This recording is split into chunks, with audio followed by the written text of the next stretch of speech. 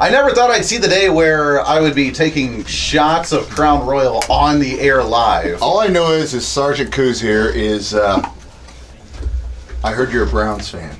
No. Come on! I'm sorry, that's my brother. I knew I liked him better. Brent Nussbaum. Oh, man, yeah, absolutely. Brent Nussbaum. Good friend. He's actually filled in for me yesterday. Oh, because, really? Yeah, Shane and I just got back from Ohio from my parents. Okay. And brought them back for the wedding. And Brent Nussbaum just texted me and said, Browns fan, asking about being a Browns fan. That is my brother, and every family. We got all kinds of listeners. Every family has a black sheep, but no, I'm kidding. What? I love my brother, but he is a Browns fan, so yes, we'll just leave it at that. I need to meet your brother. We need to go to have a beverage sometime. Absolutely. Yeah, I was there. We were there this past weekend. Oh yeah, man, that's our first win for the win. Oh my goodness! Yes. So, my father and I cried, hugged. I bet.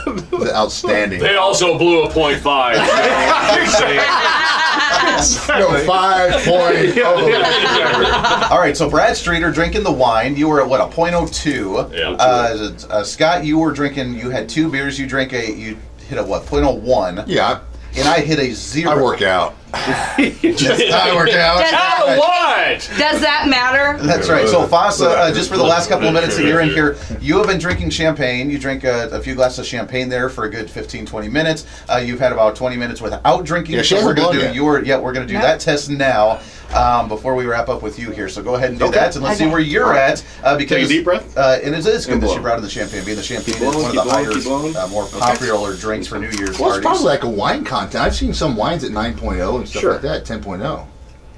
And it should be here shortly. I'm not driving either way. Drum roll. Yeah. She is at an 054. Ooh, she is close. Yeah, already. So, is that good? That is the highest right now. So, you won. Yeah. So an 054 again is below the state's legal limit of .08. Oh no, I'm too intoxicated to drive right now. Exactly, and that's kind of one of the things we like to get out to people is just because you think you may be under the legal limit per se. It's all about how you feel, and I mean, I guess asking honestly, do you feel you could safely? Like really, if I was leaving a club like now, I'd be questioning myself. Sure. Like, first of all, I don't drive once I've drank, but if I were to have my keys in hand, I'd be like, "Am I okay?" No, I'm not okay. Sure. I wouldn't question yourself because you sound like Lou Holtz. Do I? I think you'll be fine. She's fine. No, seriously.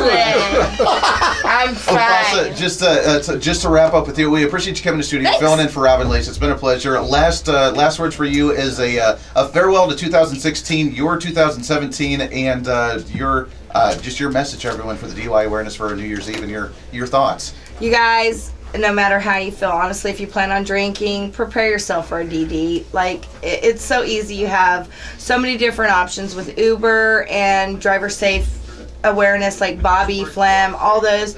You guys, don't take the chance. It's not worth it. I've had friends that I've lost from being hit by a drunk driver. I can only imagine the impact on the driver's life. I know the impact on the others. So just don't take a chance.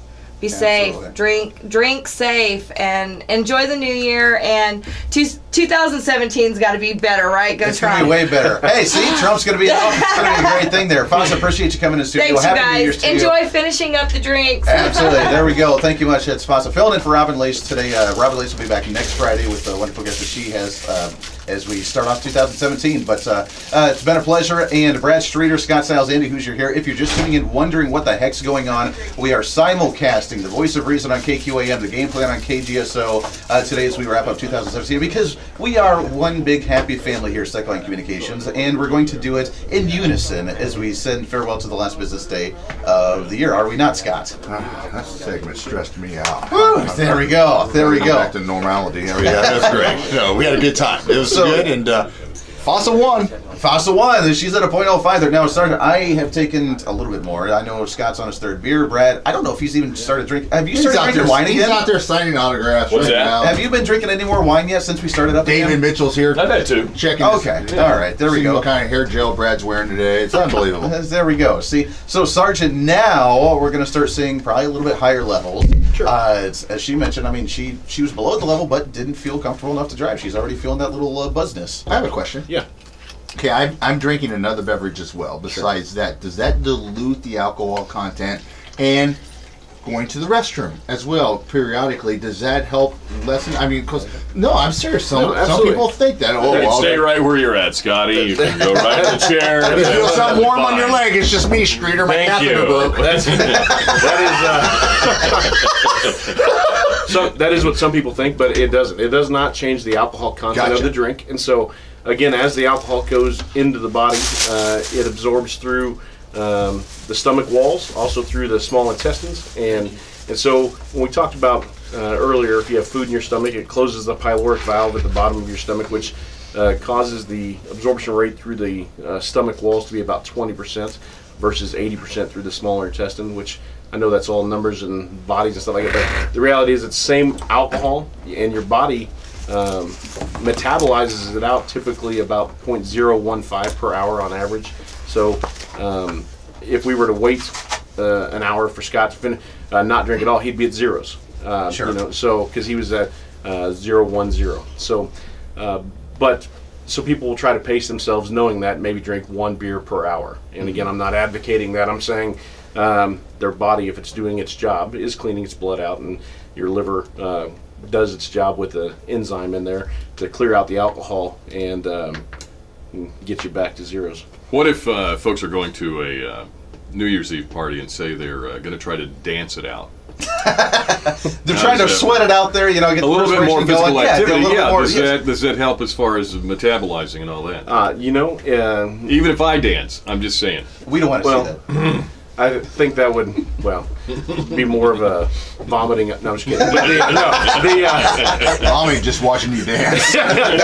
I'm sober already. Dancing and physical activity don't necessarily have, I don't know of any documented effect it would have on getting alcohol out of your body any quicker. And people think about, oh, I'm going to drink coffee or I'm going to sleep. We have a lot of what we call morning after DUIs. People get really intoxicated at night. They go to sleep. They sleep for 3, 4, 5 hours. Like, man, I got to get to work early.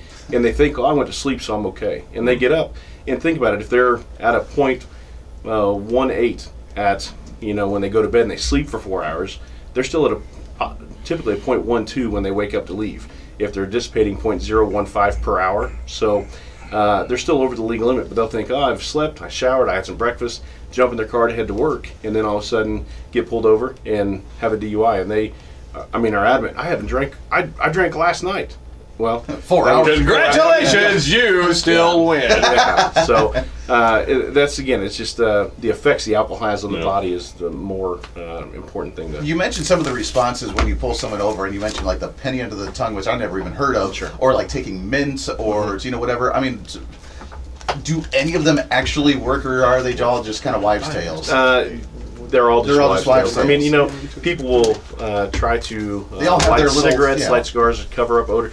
Because the alcoholic beverages have odors, right? Consumed alcohol has a certain odor, and we're trained to, not like it takes a lot of training to smell, but we go up and we can smell that on people, and they may sure to chew gum or, throw in a stick of Big Red or something, and that typically those gums try to almost enhance the smell. So it's overpowering when you walk in the door.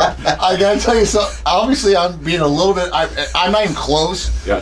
But I just sent Brent Nussbaum, hey, Mayor, call in on this number today. No. Well, and I sent it to Brent Nussbaum, and he just said, I'm not the mayor, you ass.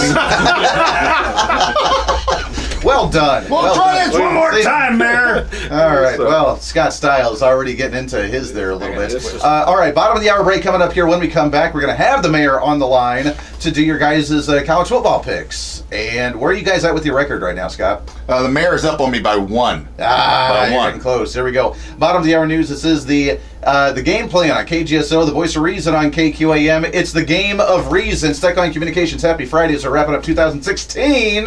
We'll be right back.